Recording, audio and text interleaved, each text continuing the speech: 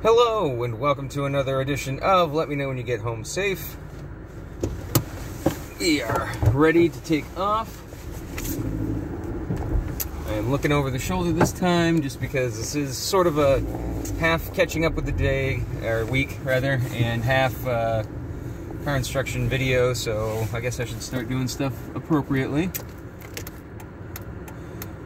And after this car, away we go. So, last weekend was a bit of a roller coaster. On Friday, come to find out that, unfortunately, a coworker who has been out of the shop because he was going through chemo, well, unfortunately, the chemo wasn't helping, just started attacking his organs, and it was decided to stop treatment and get him to hospice. So unfortunately, he's not going to make it, and my heart goes out to him and his family. I got to work with him briefly before he got the diagnosis, so I didn't get to know him as well as some other people did, but it's still just rough when you have somebody that you're either close to, or even not even close to, just happen to, work with, or anytime it's close to home, it's a bummer. And they passed around a card at work, and I never know what to say for something like that. So I basically just put my phone number down and said, call if you want, and beyond that, there's no real words. So it was kind of a bummer. And so my boss was looking through the paper, and he goes, "Hey, you like comedy, right?" And I said, "Yeah." And he goes, "Well, they have something going on tonight." And I was like, what the heck, why not? So I texted my love. I was like, "Hey, you want to come see this comic?" It was Marc Maron. It was kind of a comics comic that he's maybe not as well known as some of the Chappelle's and Bill Burr's of the comedy world. So unless you're a huge fan of stand-up, or if you're a fan of the show Glow, or even his podcast WTF, or he briefly had a show called Maron, which was a fictional version of himself. So if you're not familiar with him, he's a funny comic, usually deals with some serious subject matter. I don't know if you would consider him an alt comic, because I don't even know what that means anymore. I know that that's what David Cross was considered back in the 90s during the comic comeback scene, but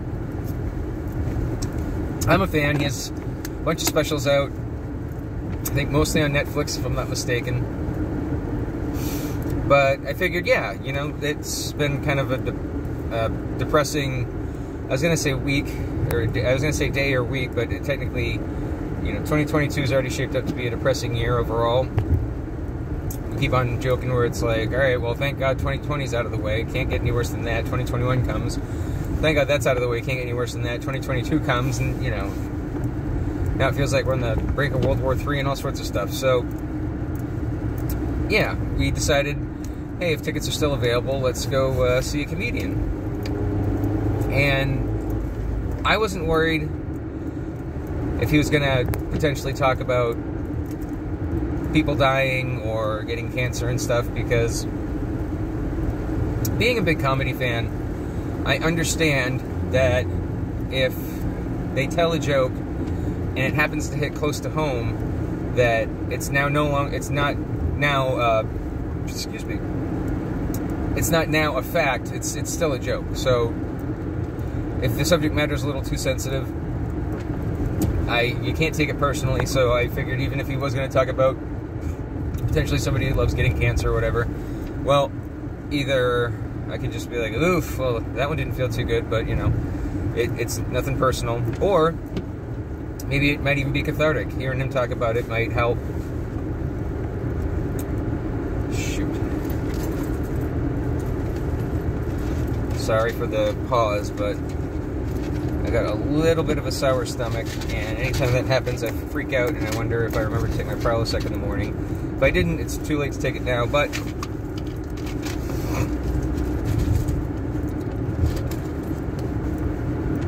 just in case.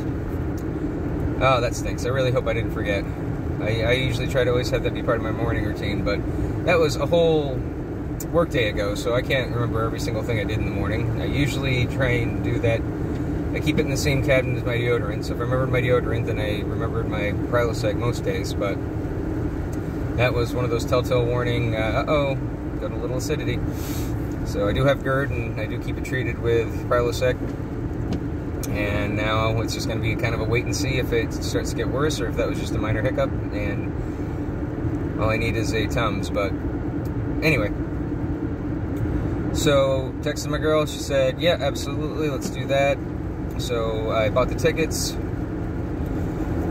and it was kind of perfect timing as far as the dogs go, because, as you're aware, if you've seen the previous episodes, we did get a new dog, and on Friday, that was his first day at doggy daycare, so we knew that he was going to come home, and, you know, pardon the very bad pun, but we knew that he'd be dog tired.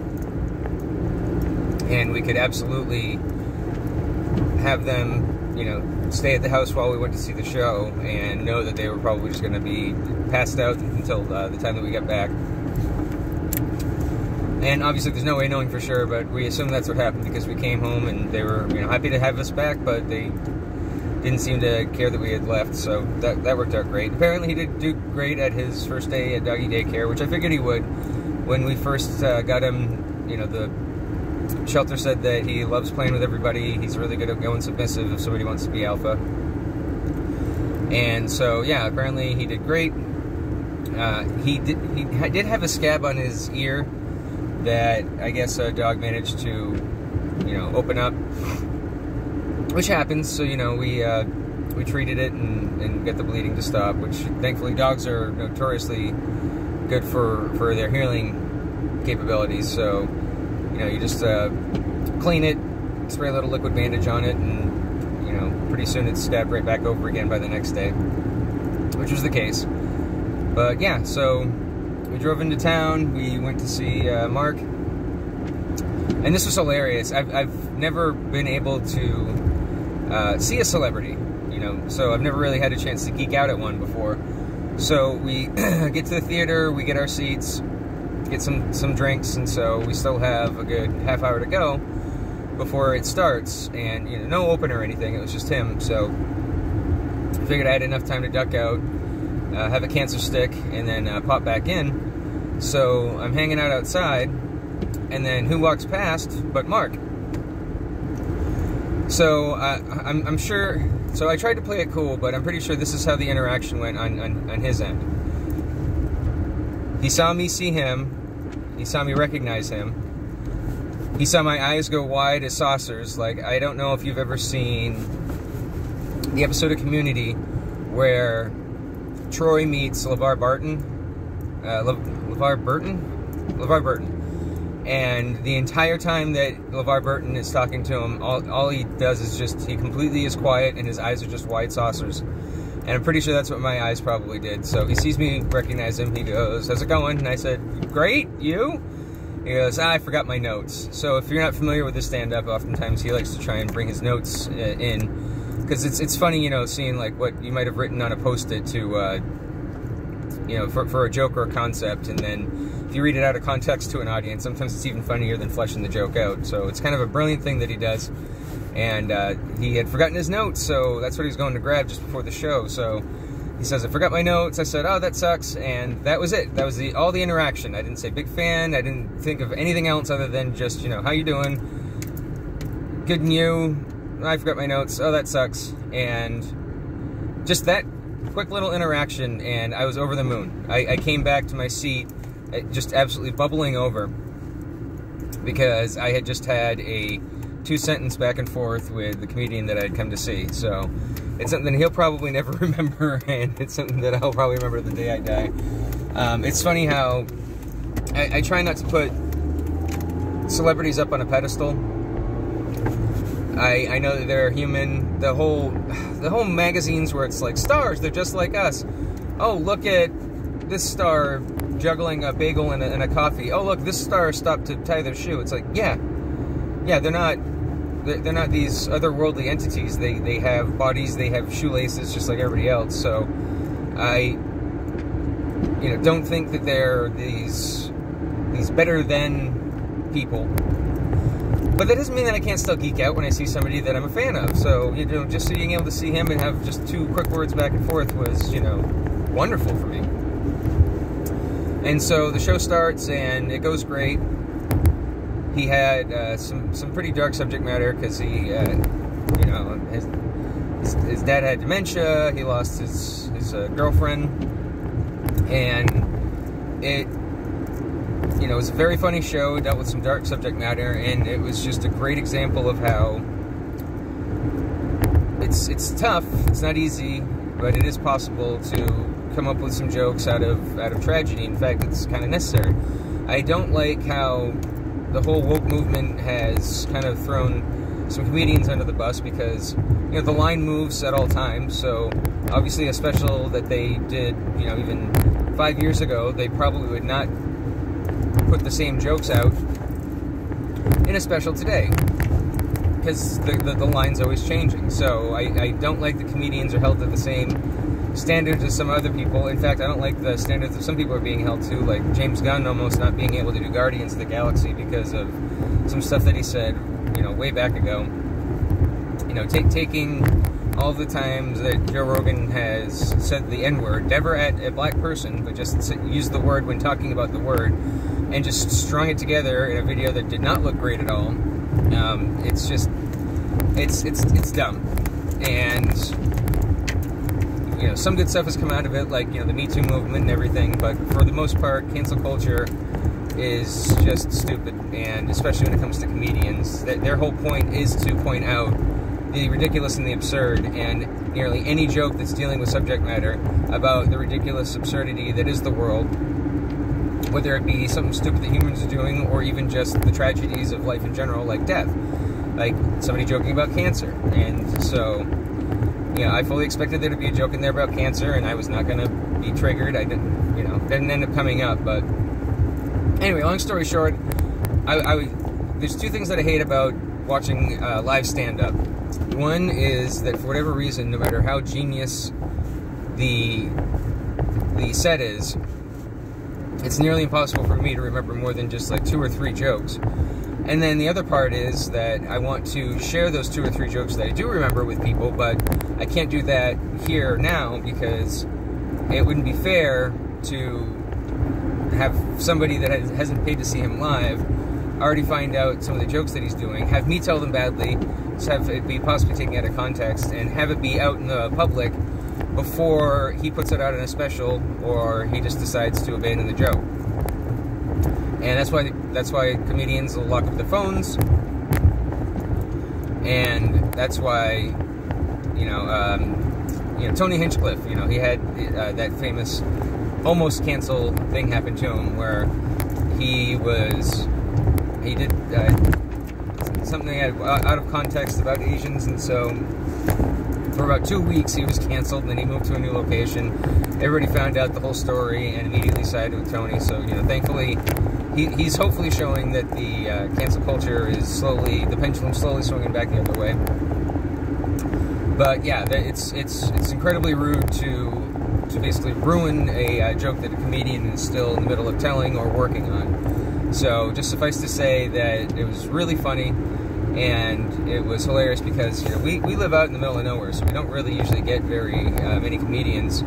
And he even admitted as much. He was like, prior to starting the set and the set going great, because the audience was absolutely great. There was only like maybe 1 heckler that said too soon, which is hilarious because I think it was about the Holocaust or something, and he was just like, too soon, really? And then he even managed to do a callback, but I think that was the only person that shouted out at the audience. Other than that, they just kept their mouths shut, except for when opening it up to laugh, which is how you really should do a comedy show. If you want to be a good audience member, you go there, you keep your mouth open when you laugh so that the comedian can hear it, you applaud at the ones that are super, super funny, and that's it. That's all the input that you need, unless he calls on you directly, where he's like, so how about you, what do you do? And then you answer him, and, you know, hopefully they make something funny out of the exchange. But unless you're talked to directly, you don't need to chime in. Which, again, only one person did. So he ended up having a great time and a great set. And so he even admitted that he was like, I was regretting actually booking this gig. You know, he had, I guess he's from New England, so he had, you know, done sets like that before. So he got all sorts of, like, PTSD, anxiety, you know, as he's driving. He's just like, I'm out in the sticks. I don't know where the venue is. I don't have enough of a signal, and my GPS isn't showing me. So at first he was like, why am I even doing this? Like, and then he ended up having a great time, as did we. So it was a really awesome time. It really helped kind of just, you know, being able to laugh for, it wasn't even an hour. It was an hour and 47 minutes, I believe, that he ended up doing, which was just awesome. I mean, I think that we all would have been happy with just an hour, even an hour and a half tops. But yeah, he managed to keep us rolling in our seats for a good hour 47 minutes. And then after we get out, we went to Mexican restaurant, had some, you know, amazing food, got home, and it was just an awesome, awesome night. And then, of course, you know, the rest of the weekend went okay. So this car that I'm driving right now is the newest of two that I have. I have this old beater truck that I used to drive that was fine when I was living in the desert, but now that I'm living in New England, where there's, you know, snowstorms, windy roads, it's just a good idea to have something that can have four-wheel drive, and that's what this has. Plus, also, like I said, you know, it being a standard, it can help in the snow if you're going down a hill and you don't have to necessarily apply your brakes. You can actually apply a lower gear and slow down that way so that your wheels don't lock up and start sliding if the road's slippery. So the truck we usually only use for dump runs, because I could just throw it in the back of the bed that I don't really care about if the garbage leaks, and I could just hose it out. Whereas this is your typical SUV that has, you know, carpeted way back, so without, you know, putting something down to line it, you know, plus I just don't want it, you know, smelling like garbage. So since we use it so infrequently, I usually have to jump it. So we did that. We jump started it, you know, drove it to the dump, came back, and where I usually park it on the lawn, it was wet and damp enough that there was already a wheel rut.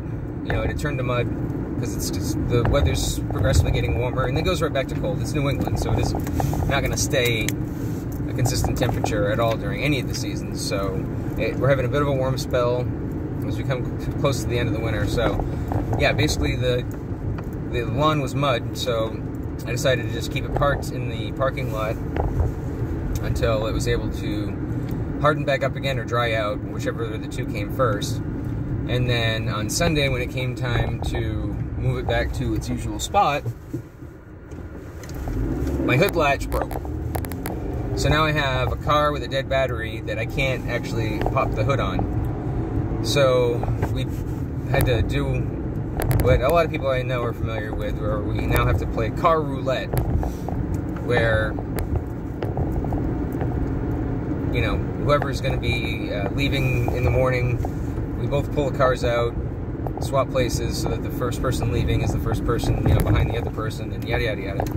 So that's going to be a fun thing to deal with. I'm not sure how that's going to be fixed, but right now we just basically have half of the parking lot that we normally can. And, you know, the dogs got into a fight over resource guarding, because they did the very first morning that they both got fed, so we've been feeding them separately. This time we did still feed them separately, but we left the empty food dishes down to see if that was going to start anything. And I don't know if that's what it was, because they weren't even anywhere near the actual food dish when they started, but unfortunately their fight caused coffee to get spilled over about half the living room. They were fine. I mean, we pulled them off each other. They hadn't even broken any skin. It was literally just a more of a yelling match than anything. But, you know, unfortunately that also meant that we had a lot of cleanup to do, including them in their bedding, which kind of worked out, kind of like how it worked out with doing the the doggy daycare on the night that we were going to go out. It kind of worked out that, well, we were planning on giving them both baths after the doggy daycare anyway, since our Lila the Loud was already due, and he hadn't had a bath since we got him from the shelter. So we figured after they got all spit covered from being in doggy daycare, that weekend we were going to give them a wash and change out the bedding and, you know, have basically where they sleep smell less like a dog. So we were going to give them a bath anyway, so that kind of worked out. But yeah, they were basically both more Lulu than him, but she was soaked in coffee, so were a bunch of paperwork and, you know, the TV dinner trays and,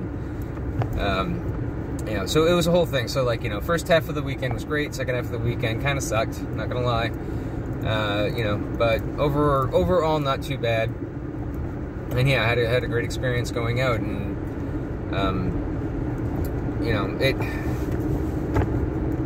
it's something that I didn't used to do often enough as it was before, you know, COVID happened and the lockdowns happened and stuff. It's just so easy to get lost into the grind of the day-to-day that, you know, you're just working for Friday, and when Friday comes, you're spending half the weekend just recovering and trying to get chores and shopping done for the next week, that sometimes you forget to plan ahead and actually buy tickets to something. So the fact that, you know, I happened to be alerted to the fact that Mark was going to be in town, that there were still tickets available, and that, you know, my girl was willing to go, and, you know, all of that lining up, and the fact that she knew a really good, because she used to be in that area a lot, so she knew of a really good, you know, Mexican restaurant that, she was right, that was a winner, hands down. I'll 100% go there again. Great service. I mean, they were already kind of set up before the pandemic for tables that were spaced, you know, well apart from each other, so you didn't have to worry about, you know, a loud family right next to you, kind of getting in your personal space, so that was cool. And yeah, fast and good service, and just overall great food, huge portions, and of course we were both up the next day, which is going to happen. So, yeah, that's something I mentioned multiple times on other episodes, but, you know, we went into an elimination diet. We found foods through that diet that tend to give us a reaction. We found, you know, foods that we can eat just fine and not have a problem with. And yeah, we both tend to go up with Mexican, even if we do avoid any foods with tomatoes, which is not easy with Mexican food, with nearly any food.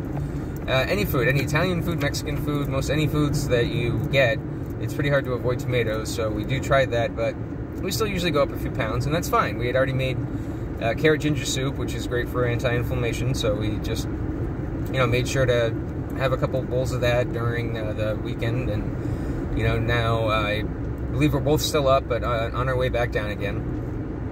And, you know, once we get rid of the inflammation weight, then we'll be back to closer to our target weights. And, you know, that's what I love about going on this type of diet, where it's like, it's not even a cheat day, it's just a day that you plan to have something that you might be slightly reactive to, and then you just plan the rest of your week accordingly, and you're good to go. No harm, no foul. And I don't know that I could stick to any diet ever if it didn't involve being able to plan for days like that. Because if you're only able to eat 100% healthy for the rest of your life, well, that's not a fun diet. You're gonna cheat, and if you quote-unquote cheat, then you're like, well, that's ruined, so maybe I might as well just have another pasta dish the next day, since, I mean, I'm already off the diet. So you're never actually fully off of the elimination diet. You're just 100% always, all the time, keeping an eye on what you're putting into your body, weighing yourself the next day, seeing if you went up, and if you did, try and figure out, okay, well, what was something that I haven't had before that I had yesterday that could have caused it to go up. And then you just learn to avoid or do that in moderation, or plan ahead where you're going to be eating good stuff, you know, like salad and anti-inflammatory stuff like the soup, around that time that you have the really good stuff. So, yeah, it's definitely the way to go. It's what works great for us. And really, it's just the, you know, not putting in as much exercise as I originally planned to, especially when I changed this to the Make Better podcasts, which is now turned into the Let Me Know When You Get Home Safe podcast. So it's going to be constantly evolving. Now, I do check out Reddit from time to time, and there is this live one where it's a overweight guy, and he live streams himself on the bike, the exercise bike, sweating his butt off. And I'm not gonna stick it around and watch him do that, but I do like that, you know, if that's his way of holding himself accountable. And what would be cool is if that's one that is usually in the, you know, popular stream. I would love if he suddenly just showed up on my radar like a year from now and there's visible progress made, and, you know, good for him for doing it. And, you know, if he inspires somebody else to try and get into shape and start exercising more, then good for them. It's not working on me, but I am just all about what he's doing. I hear people go back and forth on whether or not you should fat shame people. Well, I think I'm kind of the mind of that, where I guess if it's your buddies, then it's an okay thing, because ideally it would convince you to, in order to not get harassed by your buddies, to actually start dropping the weight, because being big is unhealthy. Now, calling out random people on the street, I mean, absolutely not. You know, poking fun at somebody who's overweight and they're in the gym trying to do something about it, absolutely not. That's the opposite. Like, you don't fat shame when somebody's trying to work on their fat. Encouraging morbidly obese people to stay morbidly obese because they're quote unquote beautiful, that's not as much in my wheelhouse. I definitely think that it's a good idea to try and get to a healthy weight, especially with the way COVID's been, you know, trying to knock out people that have comorbidities like being overweight. So that is the thing that inspired us to go on our elimination diet. It does suck that smoking is such an addictive habit that, despite it going after the lungs, it did not convince me to quit smoking. I did cut down a little bit, but I didn't quit entirely like I originally would have liked to. But one thing at a time, and you know, I definitely am doing twice the walking that I used to now that we have the new dog, because Lily the Loud was usually content with just having a walk a day. In fact, especially when it got cold, you could throw 2 coats on her and she still would not want to go for a walk. And I don't like, you know, dragging a dog by their neck to do something that I don't want to do in the first place. So yeah, if she didn't want to go for her walk, then I usually didn't force her to. But with the new guy, he has a slightly thicker coat, and especially since I do want him to get him into a good routine, I figured this is a good time to start making sure that I do both walks every single day, 100% for certain. That way, if I'm feeling lazy, he'll hopefully try and insist. And, you know, he's still such an easy, happy-go-lucky, just go-with-it kind of guy that I know that if, you know, I'm feeling, like, genuinely ill or injured, or I really just can't, you know, do the walk, then I know that he'd be okay with just, you know, if I give him something to mentally stimulate him, he'd be fine with it. But anyway, that's enough out of me. I am home safe, and I'm letting you know, and I'm appreciating you, and I'm seeing you next time.